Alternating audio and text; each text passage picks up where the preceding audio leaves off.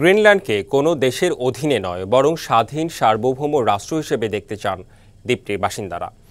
এমনটা জানিয়ে বিশ্লেষকরা বলছেন, অর্থনৈতিক ও কূটনৈতিক নানা কারণে আগামীতে যুক্তরাষ্ট্রের উপর অঞ্চলটির নির্ভরশীলতা বাড়তে পারে।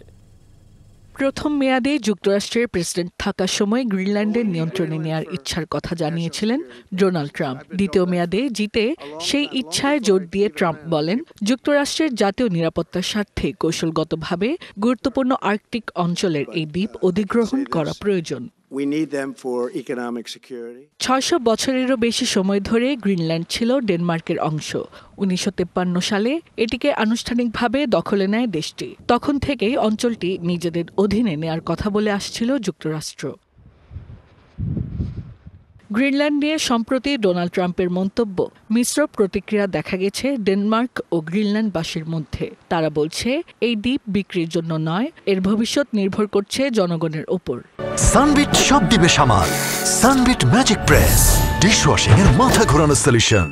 বিশ্লেষকরা বলছেন, অঞ্চলটির অধিকাংশ জনগণই গ্রিনল্যান্ডকে একটি স্বাধীন সার্বভৌম রাষ্ট্র হিসেবে দেখতে চান।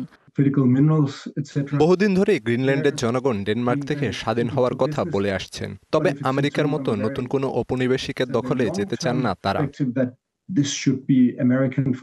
যদিও গ্রিনল্যান্ডের রাজনীতিবিদরা বরাবরের মতোই বলে আসছেন, যুক্তরাষ্ট্রের সাথে সুসম্পর্ক বজায় রাখার পাশাপাশি বাণিজ্যে জোরদার করতে চান তারা। কারণ ড্যানিশ ও ইউরোপের বেশ কিছু পণ্যের ওপর ব্যাপকভাবে শুল্ক বাড়ানোর হুমকি দিচ্ছেন ট্রাম্প। এতে অর্থনৈতিকভাবে চাপ বাড়তে পারে গ্রিনল্যান্ডের ওপর। বিশ্লেষকদের অনেকেই মনে করছেন, অর্থনৈতিক ও কূটনৈতিক কারণে ডেনমার্ক থেকে গ্রিনল্যান্ড স্বাধীন হলেও এটি অনায়াসে দখলে নিতে পারে যুক্তরাষ্ট্র। Hasna Akter, DBC news desk.